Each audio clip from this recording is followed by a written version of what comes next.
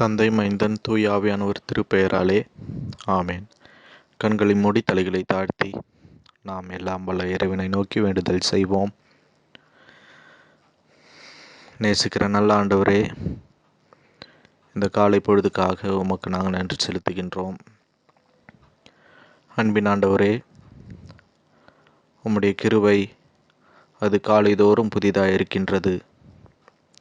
அந்த புதிய கிருபைகளுக்காக நாங்கள் உமக்கு நன்றிகளையும் ஸ்தோத்திரங்களையும் ஏறெடுக்கின்றோம். இப்பொழுதும் கூட ஆண்டவரே, இந்த நாளிலே உம்மை நாங்கள் ஆராதிக்கவும், எங்களுடைய நேரங்களை உம்முடைய சமூகத்திலே நாங்கள் செலவிடவும் நீர் பாராட்டின கிருபைகளுக்காக நாங்கள் உமக்கு நன்றிகளை ஸ்தோத்திரங்களையும் ஏறெடுக்கின்றோம். இப்பொழுதும் கூட தகப்பனே, இந்த நாளிலே நாங்கள் தியானிக்க இருக்கின்றதான உம்முடைய திருமறை வசனங்களை நீர் எங்களுக்கு ஆசீர்வாதமாக்கி தர வேண்டுமாறு நாங்கள் ஜெபிக்கின்றோம். கற்றுக்கொண்டவர்களை கற்றுக்கொள்ளவும், விட்டுவிட வேண்டியவனையை விட்டுவிடவும் நீர் எங்களுக்கு கிருபை பாராட்டும். தொடர்ந்து மீதியான நேரம் முழுவதையும் உம்முடைய கரங்களிலே கொடுக்கின்றோம். நீர் பொறுப்பெடுத்துக்கொண்டு பாதுகாத்து கொள்ளும். இறைமகன் இயேசுவின் மூலம் ஜெபம் கேளும் ஜீவனுள்ள நல்ல பிதாவே, ஆமேன். கிறிஸ்துவுக்குள் அன்பானவர்களே, உங்கள் அனைவரையும் ஆண்டவரும் அருமை இரட்சகருமாகிய இயேசு கிறிஸ்துவின் நாமத்தினாலே நான் அன்போடு கூட வாழ்த்துகின்றேன். மிக விசேஷமாக இந்த ஆடியோ மூலமாக உங்களுக்காக ஜெபிக்கவும், கடவுளுடைய வார்த்தையை உங்களுக்கு கொண்டு வரவும், கடவுள் பாராட்டின கிருபைகளுக்காக ஆண்டவருக்கு நான் நன்றியுள்ளவனாக இருக்கின்றேன். அதே சமயத்திலே இந்த நல்ல வாய்ப்பை கொடுத்த கடவுளுக்கு நான் ஸ்தோத்திரங்களை நான் ஏறெடுக்கின்றேன். அன்புக்குரியவர்களே, இந்த கொரோனா வைரஸ் தாக்குதலினாலே கடந்த 2 மாதங்களாக வேலை இல்லாமல், உணவு பற்றாக்குறையோடு, அநேக தேவைகளோடு நம் திருச்சபை மக்கள் வாழ்ந்து கொண்டிருக்கின்றனர் என்று சொல்லி நான் அறிகின்றேன். ஒரு சிலர் நீங்கள் என்னை தொடர்பு கொண்டு உங்களுடைய கடினமான சூழ்நிலைகளை நீங்கள் தெரியப்படுத்தினீர்கள். உங்களுக்காக ஜெபிக்கவும், என்னால் முடிந்த சில உதவிகளை செய்யவும் கடவுள் வாய்ப்பளித்தார். அதற்காக நான் கடவுளுக்கு நன்றி செலுத்துகின்றேன். உங்களுடைய கஷ்டத்திலே, உங்களுடைய துயரத்திலே, உங்களுடைய தேவைகளிலே உதவி செய்த அனைத்து நபர்களுக்கும் நான் என்னுடைய நன்றிகளை நான் ஏறெடுக்கின்றேன். இந்த நாளிலேயும் நாம் சிந்திக்க வேண்டிய தலைப்பு என்னவென்று சொன்னால், கிறிஸ்துவை பற்றுவதே வழி. பிலீவிங் இன் கிரைஸ்ட் த வே. கிறிஸ்துவை பற்றுவதே வழி என்கின்ற தலைப்பின் கீழே நாம் தியானிக்க உங்களை நான் அன்போடு கூட அழைக்கின்றேன். வழி என்று சொன்னவுடனே எனக்கு என்னுடைய வாழ்க்கையிலே நடந்த ஒரு சம்பவம் ஞாபகத்திற்கு வருகின்றது. கடந்த 2016ஆம் ஆண்டிலே விசாகப்பட்டினம் என்கின்றதான மாவட்டத்திலே, ஆந்திர மாநிலத்திலே இருக்கின்றதான அந்த இடத்திலே அரக்கு வேலி என்கின்றதான ஒரு மலை பிரதேசத்திற்கு களப்பணிக்காக கல்லூரியிலிருந்து நாங்கள் சென்று இருந்தோம். என்னோடு கூட இணைந்து 4 நபர்கள் வந்திருந்தார்கள். நாங்கள் ஒவ்வொருவருமே ஒரு குழுவாக அந்த அரக்கு மலையிலே நடைபெறுகின்றதான ஊழியங்களை பார்வையிடவும், அங்கு வாழுகின்றதான மலைவாழ் மக்களினுடைய வாழ்வு தரத்தை நாங்கள் பார்க்கவும், அவர்களுடைய கலாச்சாரத்தை பார்த்து அதன் மூலமாக எங்களுடைய ஊழியத்தை நாங்கள் மேற்கொள்ளவும் ஆண்டவர் கிருபை பாராட்டினார். ஒரு நாள் கிட்டத்தட்ட 6 கிலோமீட்டர் உள்ள ஒரு கிராமத்திற்கு செல்ல வேண்டியதாக இருந்தது. நாங்கள் எல்லோருமே உற்சாகமாக கிளம்பி சென்றோம். கிளம்பி சென்ற மாத்திரத்திலே ஒரு நல்ல ஒரு அடர்ந்த ஒரு காட்டுக்குள்ளாக நாங்கள் நடைப்பயணமாக செல்ல வேண்டிய ஒரு சூழ்நிலை. ஒத்தையடி பாதை.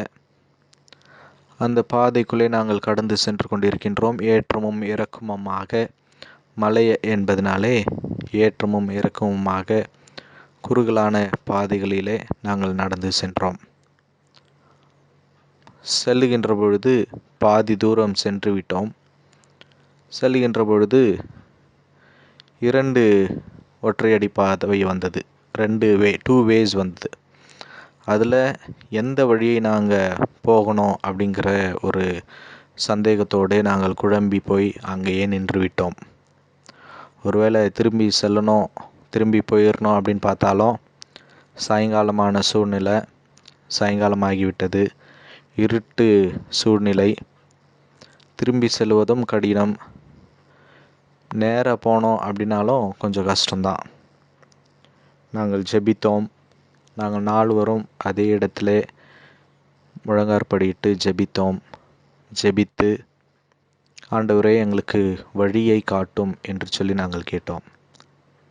கொஞ்ச நேரம் கழித்து அங்கே காட்டிலே விறகு பொறுக்கி கொண்டிருந்ததான ஒரு பெரியவர் எங்களுக்கு பின்பாக ஒருவர் நடந்து கொண்டு வந்தார். அவரிடத்தில் நாங்கள் வழியை கேட்டோம். அவரிடத்தில் வழியை கேட்டவர்கள், ஐயா இந்த ஊருக்கு நாங்கள் போகணும் அப்படின்னு சொல்லிட்டு கேட்டப்ப, இந்த வழியை நீங்கள் எடுத்துக்கொண்டு போங்க அப்படின்னு சொல்லிட்டு அவர் சொன்னார். எனவே அந்த நபர் மூலமாக எங்களுடைய வழியை நாங்கள் தொடர்ந்து நாங்கள் சென்றோம். அந்த ஊரையும் நாங்கள் அடைந்தோம். ஏன் சொல்லுகின்றேன் என்று சொன்னால், இன்றைக்கு பாதை தெரியாத ஆட்டை போல அநேகர் நாம் வாழ்ந்து கொண்டிருக்கலாம். எங்கே செல்வது, எந்த வழியை நாம் தேர்ந்தெடுப்பது என்று சொல்லி தெரியாத சூழ்நிலையிலே அநேகர் வாழ்ந்து கொண்டு இருந்திருக்கலாம். அவர்கள் எல்லோருக்கும் இந்த நாளிலே கடவுள் உரைப்பது என்னவென்று சொன்னால், கிறிஸ்துவை பற்றுவதே வழி, இயேசு கிறிஸ்துவானவர் மாத்திரமே வழி என்கின்றதான அந்த மிக உயரிய ஒரு செம்பொருளின் கீழே நாம் சிந்திக்க நாம் அழைக்கப்படுகின்றோம். வேதம் நமக்கு சொல்லுகின்றது, மனுஷனை நம்புவதை பார்க்கிலும் கர்த்தர் மேல் பற்றுதலாய் இருப்பதே நலம் என்று சொல்லி. அன்புக்குரியவர்களே, இன்றைக்கு இந்த சூழ்நிலையிலே நாம் எல்லோரும் இருக்கின்ற ஒரு தருவாயிலே, பாதை தெரியாத ஆட்டை போல அலைந்தேன் உலகிலே, நல்ல மேய்ப்பனாக வந்து என்னை தேடி வந்தீரே, தேடி வந்தவர் என்னை அனைத்தும் கொண்டீரே என்கின்றதான ஒரு பழைய கீர்த்தனை பாடல் ஒன்று உள்ளது. பாதை தெரியாத ஆட்டை போல அலைந்தேன் உலகிலே, நல்ல மேய்ப்பராக வந்து என்னை அணைத்தீரே. ஆண்டவர் நம்மளுடைய வாழ்க்கையிலே ஒரு நல்ல மேய்ப்பராக, பாதை தெரியாத ஆட்டை போல அலைந்த நம்மளுடைய வாழ்க்கையிலே ஒரு நல்ல மேய்ப்பனாக அவர் வந்து நமக்கு சரியான வழியை காட்ட, இன்றைக்கு ஜெப சிந்தனையோடு கூட திருமறை பகுதிகளை நாம் தியானிப்போம். படிக்க கேட்டதான திருமறை வசனத்திலே யாத்ராகமம் 14ஆம் அதிகாரம் 10-20 அடங்கிய வசனம். இதிலே பார்க்கின்ற பொழுது, இஸ்ரவேல் மக்கள் தங்களுடைய 40 வருட அடிமைத்தன வாழ்விலிருந்து ஒரு மீட்பை பெற்றவர்களாக, ஒரு விடுதலை அடைந்தவர்களாக மீண்டுமாக ஒரு 40 வருடம் வனாந்திர பயணத்திலே அவர்கள் பயணிக்கின்றார்கள். அவர்களுடைய பயணத்திலே அநேக அதிசயங்களையும் அற்புதங்களையும் கண்டவர்கள். இங்கே சொல்லுகின்ற பொழுது, அங்கே மோசேயின் இடத்திலே அந்த இஸ்ரவேல் ஜனங்கள் எல்லோருமே கூக்குரலிடுகின்றார்கள். எகிப்திலே எங்களுக்கு பிரேத குழி இல்லை என்று வனாந்திரத்திலே சாகும்படிக்காய் எங்களை கொண்டு வந்தீர். நீர் எங்களை எகிப்திலிருந்து பண்ணினதினால் எங்களுக்கு இப்படி செய்ததென்ன என்று சொல்லுகின்றார்கள். எகிப்தில் சாவறதுக்கு இடம் இல்லைன்னா எங்களை இந்த வனாந்தரத்தில் கூட்டி கொண்டு வந்தீங்க என்று சொல்லி இஸ்ரவேல் ஜனங்கள் மோசேயை பார்த்து கேட்கின்றார்கள். நாங்கள் எகிப்தில் இருக்கும் பொழுதே நல்ல வேலை செய்ய எங்களுக்கு நல்ல உணவு கிடைத்தது. ஒருவேளை கடினமான உழைப்பு மூலமாக அந்த உணவு கிடைத்திருந்தாலும், கடினமான உழைப்பின் மூலமாக எங்களுடைய வாழ்வாதாரத்தை பெற்றிருந்தாலும், இப்பொழுது இருக்கின்றதான இந்த வனாந்தரத்திலே எங்களை அப்படியே சாகடிக்கப் போகிறீரா என்று சொல்லி அவர்கள் கேட்டுக்கொண்டிருக்கின்றார்கள். இந்த சூழ்நிலையிலே மோசே கடவுளினிடத்திலே மன்றாடுகின்றார். அப்பொழுது கடவுள் அவருக்கு சொல்கின்ற வசனம் என்று சொன்னால், கர்த்தர் உங்களுக்காக யுத்தம் பண்ணுவார், நீங்கள் சும்மா இருப்பீர்கள் என்று சொல்லி அழகாக சொல்கின்றார். The Lord will fight for you. கர்த்தர் உங்களுக்காக யுத்தம் பண்ணுவார், நீங்கள் சும்மா இருப்பீர்கள். Be still and see the fight of the Lord. அன்புக்குரியவர்களே, இன்றைக்கு கர்த்தர் உங்களுக்காக யுத்தம் பண்ண சித்தமாக இருக்கின்றார். ஒருவேளை 2 மாதங்களாக இஸ்ரவேல் ஜனங்களைப் போல ஒரு அடிமைத்தன வாழ்க்கையிலே வீட்டிலேயே முடங்கி கொண்டிருந்தோம். வேலை இல்லாமல், சரியான உணவு இல்லாமல், சரியான வாழ்வாதாரம் இல்லாதபடிக்கு வீட்டிலேயே முடங்கி கொண்டிருந்த சூழ்நிலையிலே இன்றைக்கு மோசே இஸ்ரவேல் ஜனங்களுக்கு சொன்னது போல, ஆண்டவர் உங்களுக்கு அழகாக போஷித்தார் அல்லவா, ஆண்டவர் உங்களுக்கு அநேக அற்புதங்களை செய்தார் அல்லவா, அப்பொழுதெல்லாம் விசுவாசித்தீர்கள். எப்பொழுதெல்லாம் உங்களுக்கு கடினமான சூழ்நிலை வருகின்றதோ அப்பொழுதெல்லாம் விசுவாச குறைவுள்ளவர்களாக நீங்கள் காணப்படுவது என்ன? இயேசுவை விசுவாசியுங்கள், கடவுளை நீங்கள் விசுவாசியுங்கள் என்று மோசே இஸ்ரவேல் ஜனங்களுக்கு சொல்வதை நாம் பார்க்க முடிகின்றது. அப்படி அவர்கள் வைத்த விசுவாசத்தின் மூலமாக, மேக ஸ்தம்பத்தின் மூலமாகவும் அக்னி ஸ்தம்பத்தின் மூலமாகவும் கடவுள் அவர்களை வழி நடத்துகின்றார். அன்புக்குரியவர்களே, இன்றைக்கு கடவுள் விசுவாசிக்கிற எவருக்கும் அவருடைய மீட்பை பெற்றவர்களாக, அவர்களுடைய ஆசீர்வாதத்தை பெற்றவர்களாக இருக்கின்றார்கள் என்று சொல்லி நாம் பார்க்கின்றோம். அதே போல ஆண்டவர் உங்களுடைய விசுவாசத்தையும் அவர் மேம்படுத்த இந்த நாளிலே உங்களை அழைக்கின்றார். இரண்டாவதாக பார்க்கின்ற பொழுது, யோவான் எழுதிய நற்செய்தி நூல் 14ஆம் அதிகாரம் 1-7 அடங்கிய வசனங்கள். இதிலே தோமாவை குறித்து நாம் தியானிக்க நாம் அழைக்கப்படுகின்றோம். ஒருவேளை தோமாவை குறித்து அநேக இடங்களிலே சொல்லப்படாதிருந்தாலும், பேதுருவை போல, யோவானை போல அநேக சம்பவங்கள் நடைபெறாவிட்டாலும், தோமாவை குறித்து ஒரு சில சம்பவங்கள், ஒரு சில நிகழ்வுகளை நாம் பார்க்க முடிகின்றது. இயேசுவானவர் உயிர் தெழுந்த பிறகு ஆண்டவருடைய விழாவிலே என் கைகளை போட்டாலோடைய நான் விசுவாசிக்க மாட்டேன் என்று சொன்னார். மீண்டுமாக இங்கே பார்க்கின்ற பொழுது தோமாவிற்கு இயேசுவானவர் சொல்லுகின்றார், உங்கள் இருதயம் கலங்காதிருப்பதாக, தேவனிடத்திலே விசுவாசமாயிருங்கள், என்னிடத்திலேயும் விசுவாசமாயிருங்கள் என்று சொல்லுகின்றார். இதெல்லாம் சீஷர்களுக்கு சொல்கிறாரு. அப்போ 5ஆம் வசனத்தில் அங்கே இருந்ததான எல்லா சீஷர்களை கேட்டதிலும் சொல்கிறாரு, உங்கள் இருதயம் கலங்காதிருப்பதாக என்று சொல்லி. ஆனால் 5ஆம் வசனத்திலே தோமா அவரை நோக்கி, ஆண்டவரே, நீர் போகிற இடத்தை அறியோமே, வழியை நாங்கள் எப்படி அறிவோம் என்கின்றார். We do not know where you are going, then how do we know the route? How do we know the way? என்று அங்கே சொல்லுகின்றார். அப்போது இயேசு தோமாவுக்கு சொல்கிறார் பாருங்க, மிக அழகாக, நானே வழியும் சத்தியமும் ஜீவனுமாய் இருக்கிறேன். I am the way, the truth and the life என்று சொல்லுகின்றார். அன்புக்குரியவர்களே, இன்றைக்கு இங்கே இந்த பகுதியின் மூலமாக நாம் தெரிந்து கொள்ள வேண்டியது என்னவென்று சொன்னால், 2ஆம் வசனத்தில் பார்க்கின்றோம், என் பிதாவின் வீட்டிலே அநேக வாசஸ்தலங்கள் உண்டு, அப்படி இல்லாதிருந்தால் நான் உங்களுக்கு சொல்லியிருப்பேன், ஒரு ஸ்தலத்தை உங்களுக்காக ஆயத்தம் பண்ண போகிறேன். 1ஆம் வசனத்தில் சொல்கிறார் பாருங்க, உங்கள் இருதயம் கலங்காதிருப்பதாக, தேவனிடத்திலே விசுவாசமாயிருங்கள், கடவுளின் இடத்திலே விசுவாசமாயிருங்கள், என்னிடத்திலும் விசுவாசமாயிருங்கள் என்று சொல்லுகின்றார். இந்த பகுதியை நாம் பார்க்கின்ற பொழுது, நான் பிதாவிலும் பிதா என்னிலும் இருப்பதை விசுவாசியுங்கள் 16ஆம் வசனத்தில் சொல்கிறாரு.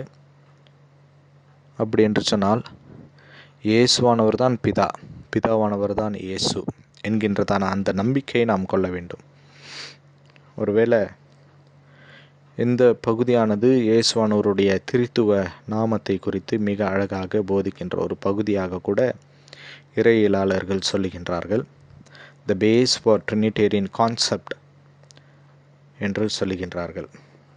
அப்படி இருக்கின்ற சூழ்நிலையில் இன்றைக்கு இந்த உலகம் முழுவதுமாக, குறிப்பாக நம்மளுடைய இந்திய தேசத்திலே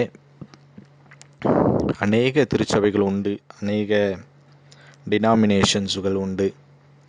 அப்படியாக அநேக உபதேசங்கள் மூலமாக பிரிந்து கிடக்கின்றதான திருச்சபைகள் உண்டு.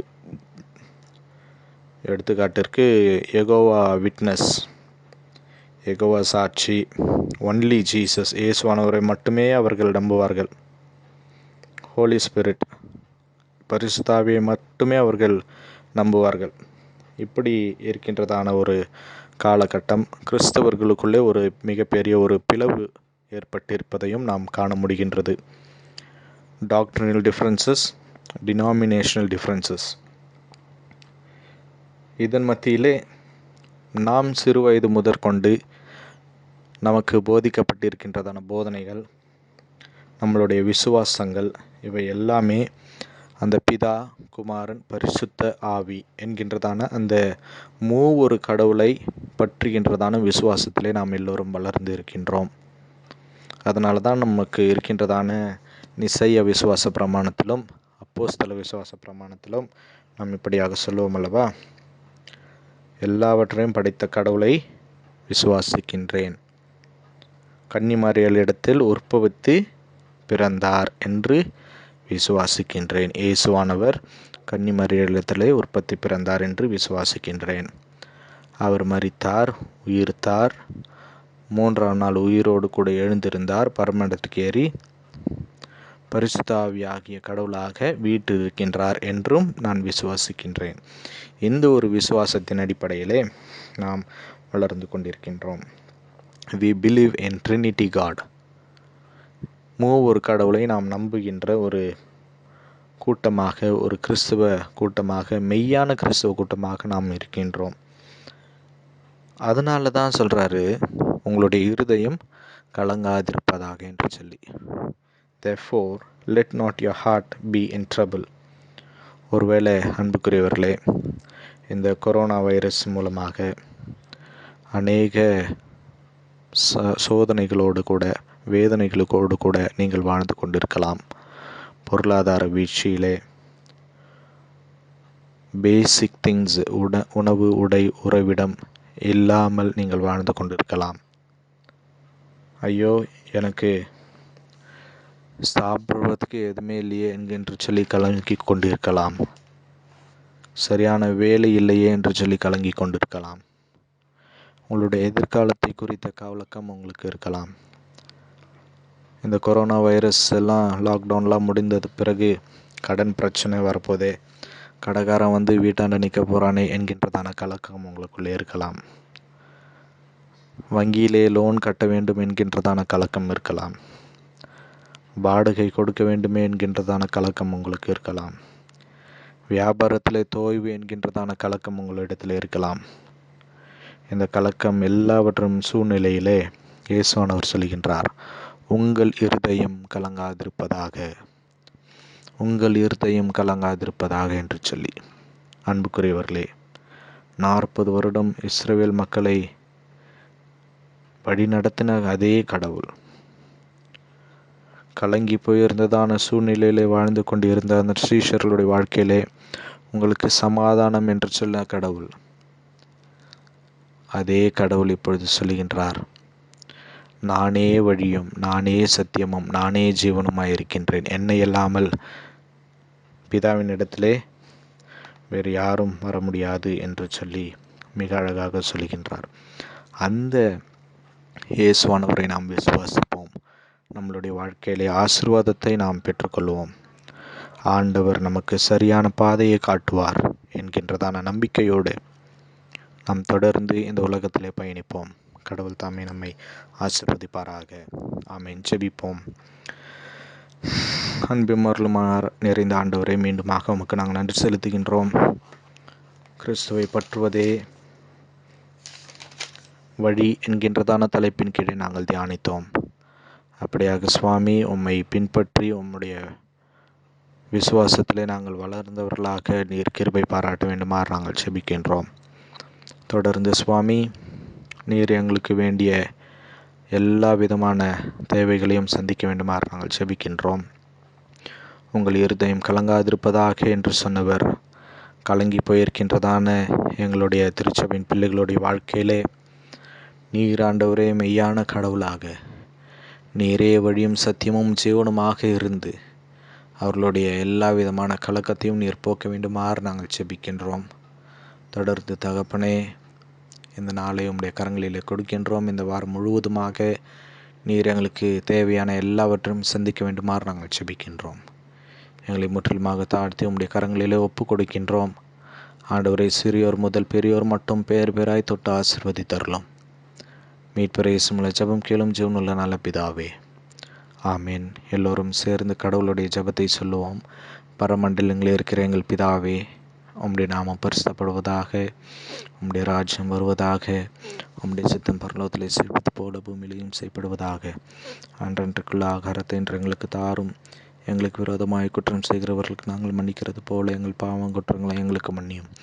எங்களை சோதனைக்குள் பிரவேசிக்க பண்ணாமல் தீமையிலிருந்து எங்களை ரட்சித்துக் கொள்ளும். ராஜ்யமும் வல்லமையும் மகிமையும் என்றென்றைக்கும் உம்முடைய வேலை. ஆமேன், ஆமேன். கடவுளுடைய ஆசீர்வாதத்தை நாம் பெற்றுக்கொள்வோம். நம்முடைய கர்த்தராகிய இயேசு கிறிஸ்துவின் கிருபையும், தந்தையாகிய கடவுளின் அன்பும், தூய ஆவியானவருடைய ஐக்கியமும், வழிநடத்தலும் பிரசன்னமும் என்றும் என்றும் சதா காலம் நம் அனைவரோடும் இருப்பதாக. ஆமேன், ஆமேன்.